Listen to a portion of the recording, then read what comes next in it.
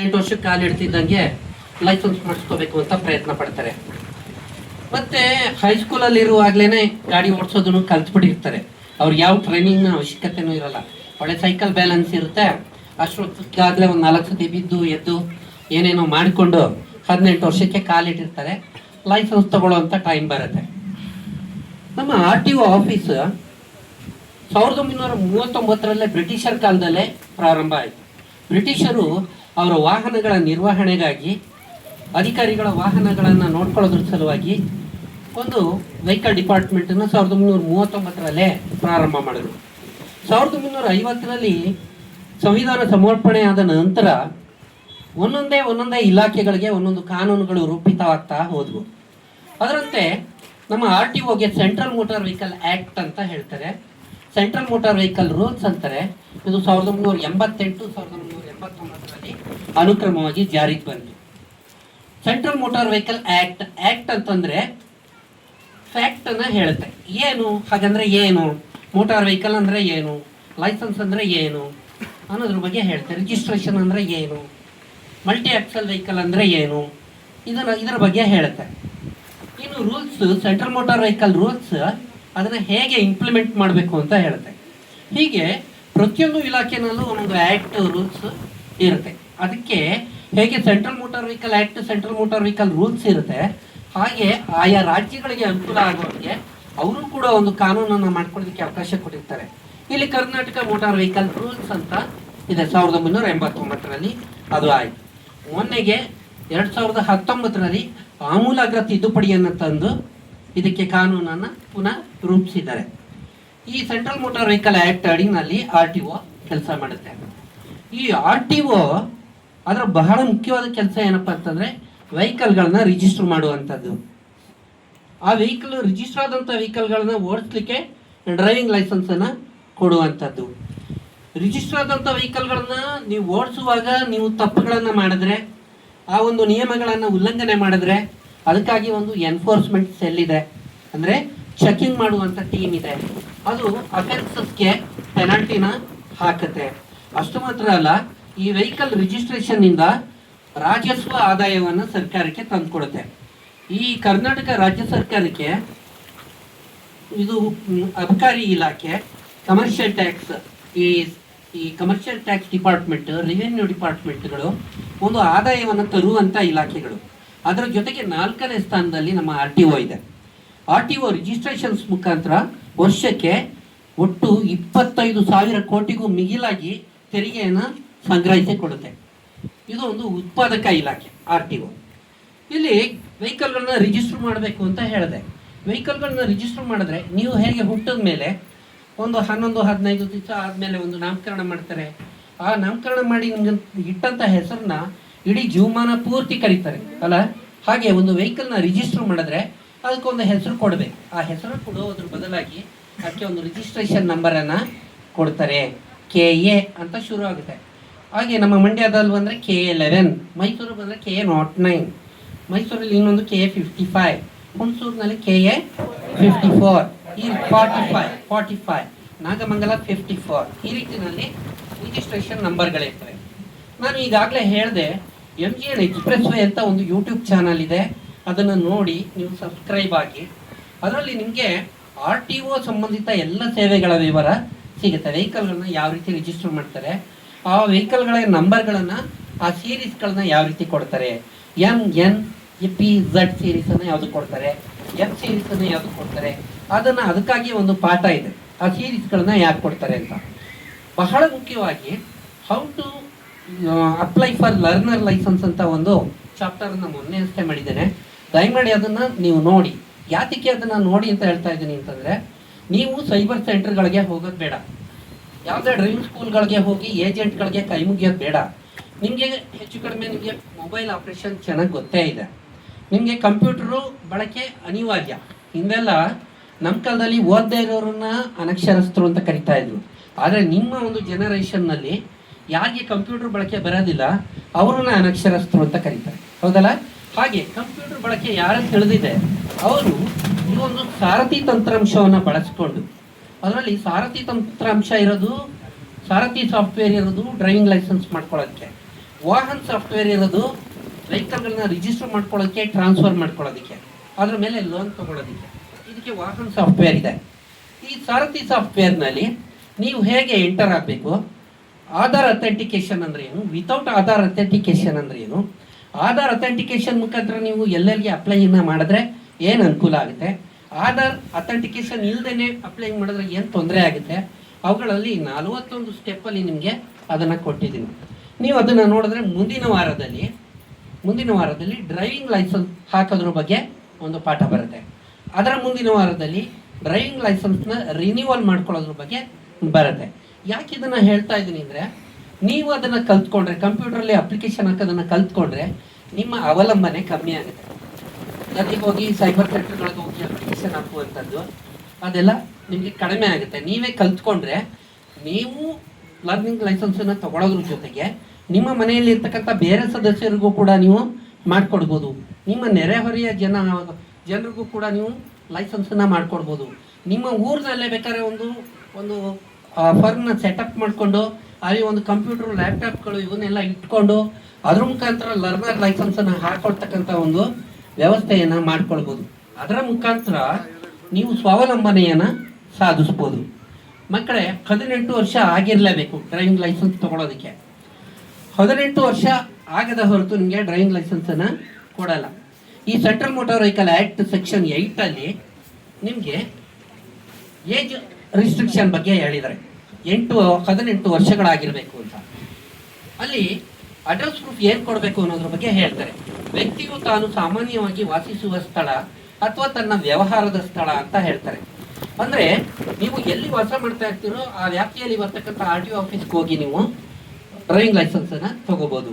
ಅಲ್ಲದೆ ನೀವು ಓದೋದಕ್ಕಾಗಿ ಬೇರೆ ಊರುಗಳಿಗೆ ಹೋದರೆ, ಕೆಲಸಕ್ಕಾಗಿ ಬೇರೆ ಊರುಗಳಿಗೆ ಹೋದರೆ ಆ ಊರಿನಲ್ಲಿ ಕೂಡ ನೀವು ಡ್ರೈವಿಂಗ್ ಲೈಸೆನ್ಸನ್ನು ಅಲ್ಲಿಯ ಒಂದು ಅಡ್ರೆಸ್ ಪ್ರೂಫನ್ನು ಹಾಕಿ ನೀವು ಮಾಡ್ಕೊಳ್ಬೋದು.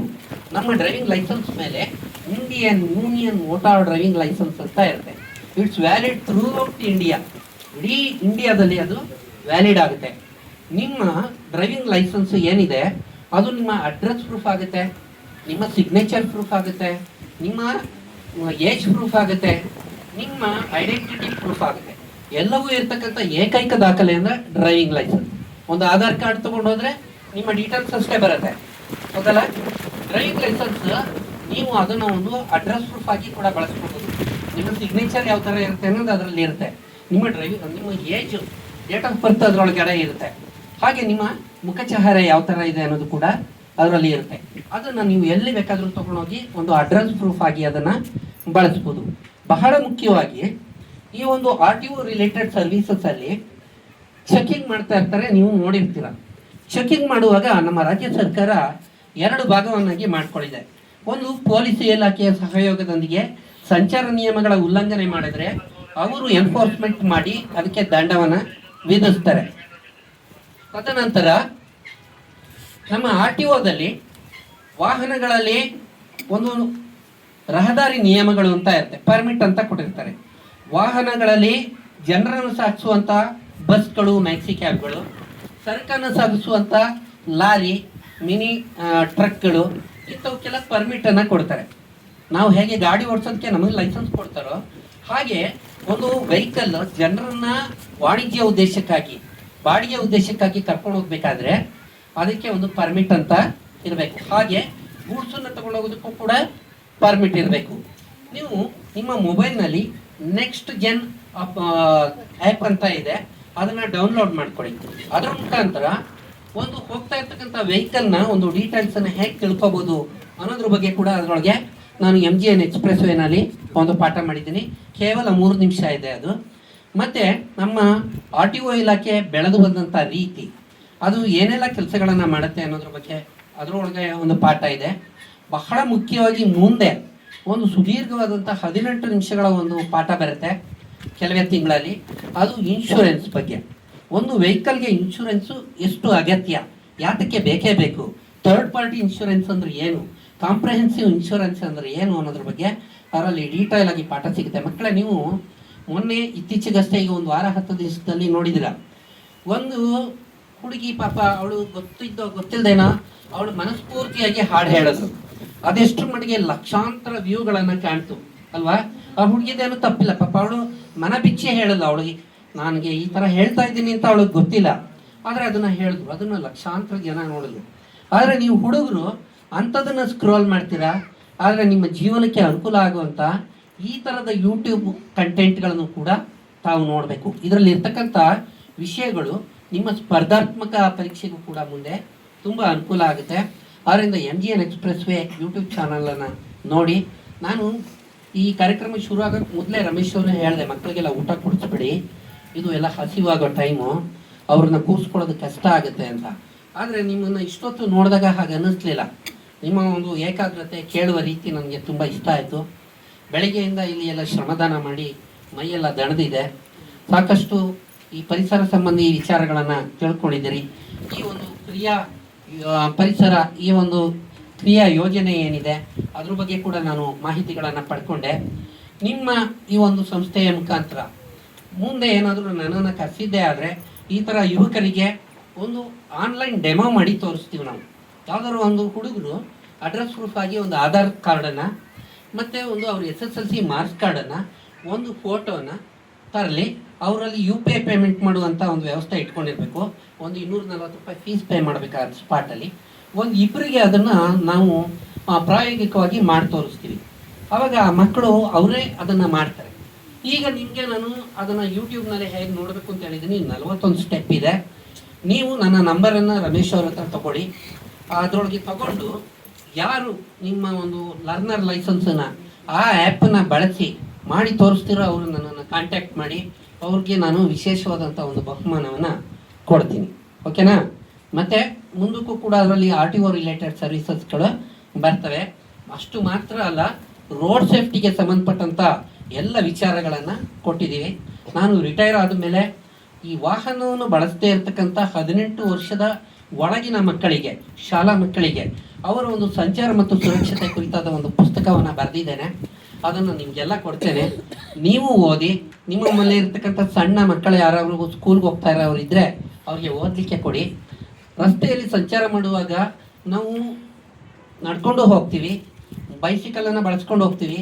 ನಮ್ಮ ತಂದೆ ತಾಯಿಗಳು ನಮ್ಮನ್ನ ಬೈಕಲ್ಲಿ, ಸ್ಕೂಟ್ರಲ್ಲಿ ಬಿಟ್ಕೊಡೋದುಂಟು. ಅತಿ ಹೆಚ್ಚು ಅಂತಂದರೆ ಒಂದು ಕ್ಯಾಬಲ್ಲಿ, ವ್ಯಾನಲ್ಲಿ, ಆಟೋದಲ್ಲಿ ತುಂಬಿಕೊಂಡು ಹೋಗೋದುಂಟು. ಶಾಲಾ ವಾಹನಗಳಲ್ಲಿ ಹೋಗೋದುಂಟು. ಸಮೂಹ ಸಾರಿಗೆಗಳಾದಂಥ ಸಿಟಿ ಬಸ್ಸು, KSRTC ಬಸ್ಸಲ್ಲಿ ಹೋಗೋದು ಉಂಟು. ಇಷ್ಟು ಕೂಡ ಸಂಚಾರದ ವಿವಿಧ ರೂಪಗಳು. ಆ ಸಂಚಾರದ ವಿವಿಧ ರೂಪಗಳಲ್ಲಿ ನಮ್ಮ ಒಂದು ಸುರಕ್ಷತೆಯನ್ನು ಯಾವ ರೀತಿ ಕಾಪಾಡ್ಕೊಳ್ಬೇಕು ಅನ್ನೋದು ಆ ಬುಕ್ಕಲ್ಲಿ ಬರೆದಿದ್ದೀನಿ. ಅದನ್ನು ಇನ್ನು ಮುಂದೆ ಜನವರಿನಲ್ಲಿ ಒಂದು ರಸ್ತೆ ಸುರಕ್ಷತಾ ಸಪ್ತಾಹ ಆಗುತ್ತೆ. ರಸ್ತೆ ಸುರಕ್ಷತಾ ಮಾಸಾಚರಣೆ ಇಡೀ ದೇಶದಾದ್ಯಂತ ನಡೆಯುತ್ತೆ. ಆಗ ನೀವು ನಿಮ್ಮ ಸಂಸ್ಥೆಯವರು ನಮ್ಮ ಜೊತೆಗೆ ಕೈ ಜೋಡಿಸಿದ್ರೆ ಆ ಒಂದು ರಸ್ತೆ ಸುರಕ್ಷತೆಗೆ ಸಂಬಂಧಪಟ್ಟಂಥ ಒಂದು ಕಾರ್ಯಕ್ರಮವನ್ನು ಕೂಡ ಮಾಡ್ಬೋದು. ಆ ಸಂದರ್ಭದಲ್ಲಿ ಕೂಡ ಒಂದು ಪುಸ್ತಕ ರೆಡಿ ಆಗ್ತಾ ಇದೆ.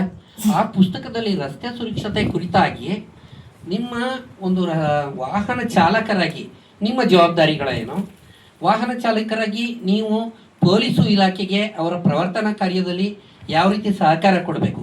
ಪೊಲೀಸ್ನವರು ಚೆಕಿಂಗ್ ಮಾಡ್ತಾ ಇರ್ತಾರೆ, ಹೆದರ್ಕೊಂಡು ಅವ್ರಿಗೆ ತಪ್ಪಿಸ್ಕೊಂಡು ಓಡೋಗೋದಲ್ಲ. ಅವರು ನಮ್ಮ ಸಲುವಾಗಿ ನಿಂತ್ಕೊಂಡಿರ್ತಾರೆ. ಅವರು ನಮ್ಮ ತಪ್ಪುಗಳನ್ನು ಎಚ್ಚರಿಸುವ ಸಲುವಾಗಿ ನಿಂತ್ಕೊಂಡಿರ್ತಾರೆ. ನಾವು ಒಂದು ಪಾಸಿಟಿವ್ ಆಗಿ ನೋಡಿದಾಗ ಅವರು ನಮ್ಮನ್ನು ತೊಂದರೆ ಕೊಡೋಕ್ಕಾಗಿ ನಿಂತಿದ್ದಾರೆ ಅನ್ನೋ ಭಾವನೆ ದೂರ ಆಗುತ್ತೆ. ದಯಮಾಡಿ ಆ ಭಾವನೆಯನ್ನು ಯಾರು ಬೆಳೆಸ್ಕೊಳ್ಬೇಡಿ. ನೀವು ಯಾವುದೇ ಒಂದು ವಾಹನವನ್ನು ಓಡಿಸ್ಬೇಕಾದ್ರೆ ಮೊದಲಿಗೆ 18 ವರ್ಷ ಆಗಿರಬೇಕು, ನಿಮಗೆ ಡ್ರೈವಿಂಗ್ ಲೈಸೆನ್ಸ್ ಇರಬೇಕು, ಓಡಿಸ್ತಾ ಇರ್ತಕ್ಕಂಥ ಗಾಡಿಯ RC ಬುಕ್ಕು ಮತ್ತು ಇನ್ಶೂರೆನ್ಸು, ಎಮಿಷನ್ ಟ್ಯಾಕ್ಸ್ ಸರ್ಟಿಫಿಕೇಟು, ಇವು 3 ಇರಬೇಕು. ಇವು ಇಷ್ಟು ಇಟ್ಕೊಳ್ದೇನೆ ನೀವು ಗಾಡಿಯನ್ನು ಯಾವುದೇ ಕಾರಣಕ್ಕೂ ಓಡಿಸ್ಬಾರ್ದು. ಮತ್ತು ನಿಮ್ಮ ಗಾಡಿ, ನಿಮ್ಮ ಮನೆಯ ಗಾಡಿ, ನಿಮ್ಮ ಹೆಸರಿನಲ್ಲಿರ್ತಕ್ಕಂಥ ಗಾಡಿಯನ್ನು ಯಾವುದೇ ಕಾರಣಕ್ಕೂ ನಿಮ್ಮ ಎಷ್ಟೇ ವಿಶ್ವಾಸಿಕ ಸ್ನೇಹಿತನಾಗಿರ್ಬೋದು ಅಥವಾ ಅಪರಿಚಿತ ವ್ಯಕ್ತಿ ಆಗಿರ್ಬೋದು, 1 ನಿಮಿಷ ತೊಗೊಂಡೋಗಿ ಬರ್ತೀನಿ ಅಂತಂದರೆ ಕೊಡೋಕೆ ಹೋಗ್ಬೇಡಿ. ಯಾಕೆ ಅಂತಂದರೆ ಅವರು ತೊಗೊಂಡೋಗಿ ಹೊರಗಡೆ ಏನಾದರೂ ಕಾನೂನು ಬಾಹಿರ ಚಟುವಟಿಕೆಗಳಲ್ಲಿ ಭಾಗಿಯಾದರೆ ಅಥವಾ ಅವ್ರಿಗೆ ಗೊತ್ತಿಲ್ಲದೇನೋ ಅದಕ್ಕೆ ತೊಂದರೆಯನ್ನು ಮಾಡ್ಕೊಂಡು ಬಂದರೆ ಆ ಪೊಲೀಸು ಅಥಾರಿಟಿ ಅದನ್ನು ಹುಡಿಕೊಂಡು ಬಂದಾಗ ಅದರ ಅಡ್ರೆಸ್ ಯಾರಿರದೆ ಅವರನ್ನೇ ಅವರು ಫಸ್ಟು ಎಕ್ಸಾಮಿನ್ ಮಾಡ್ತಾರೆ, ಅವರನ್ನೇ ತನಿಖೆ ಮಾಡ್ತಾರೆ. ಆದ್ದರಿಂದ ನೀವು ಆದಷ್ಟು ವಾಹನವನ್ನು ಬೇರೆಯವ್ರಿಗೆ ಕೊಡಬೇಡಿ. ವಾಹನವನ್ನು ಟ್ರಾನ್ಸ್ಫರ್ ಮಾಡಬೇಕಾದಂಥ ಸಂದರ್ಭದಲ್ಲಿ ನೀವು ಅವ್ರಿಗೆ 2930ಗೆ ಸೈನ್ ಹಾಕ್ಕೊಡಿ. R C book, insurance, emission certificate ಏನಿದೆ ಎಲ್ಲ ಕೊಡಿ, ಗಾಡಿ ಮಾತ್ರ ಕೊಡಬೇಡಿ. ಗಾಡಿನ ನಿಮ್ಮ ಹತ್ರನೇ ಇಟ್ಕೊಂಡು ನಿಮ್ಮ ಹೆಸರಿಗೆ ಟ್ರಾನ್ಸ್ಫರ್ ಮಾಡಿಸ್ಕೊಂಡು ಬಾ, ಆಮೇಲೆ ಗಾಡಿ ಕೊಡ್ತೀನಿ ಅಂತ ಹೇಳಿ. ಅದಕ್ಕೆ ಮೊದಲ ನೀವು ಗಾಡಿಯನ್ನು ಕೊಟ್ಟರೆ ಅವನು ಟ್ರಾನ್ಸ್ಫರ್ ಮಾಡಿಸ್ಕೊಳ್ಬೋದು, ಮಾಡಿಸ್ಕೊಳ್ದೇನೂ ಇರ್ಬೋದು. ಆವಾಗ ಮುಂದೇನಾದರೂ ತೊಂದರೆ ಆದರೆ ನಿಮಗೆ ತೊಂದರೆ ಆಗುತ್ತೆ. ಆದ್ದರಿಂದ ನಿಮಗೆ ಇಷ್ಟು ಹೊತ್ತು ಈ ಒಂದು ಮಾತನಾಡಲಿಕ್ಕೆ ಅವಕಾಶ ಕೊಟ್ಟಂಥ ನಮ್ಮ ಪರಿಸರ ರಮೇಶ್ರವರಿಗೆ, ಈ ಜ್ಞಾನಧಾರ ವಿದ್ಯಾಸಂಸ್ಥೆಯವರಿಗೆ, ಕ್ರಿಯಾಧಾರ ಸಂಸ್ಥೆಯವರಿಗೆ ಮತ್ತು ಇಷ್ಟೊತ್ತು ನಮ್ಮ ಜೊತೆಯಲ್ಲಿ ಇದ್ದಂಥ ನಮ್ಮ ಸೋದರ ಸಂಸ್ಥೆಯಾದ ಪೊಲೀಸ್ ಅಧಿಕಾರಿಗಳಿಗೆ ನಾನು ಮನದುಂಬಿ ಕೃತಜ್ಞತೆಗಳನ್ನು ಸಲ್ಲಿಸ್ತೀನಿ. Thank you.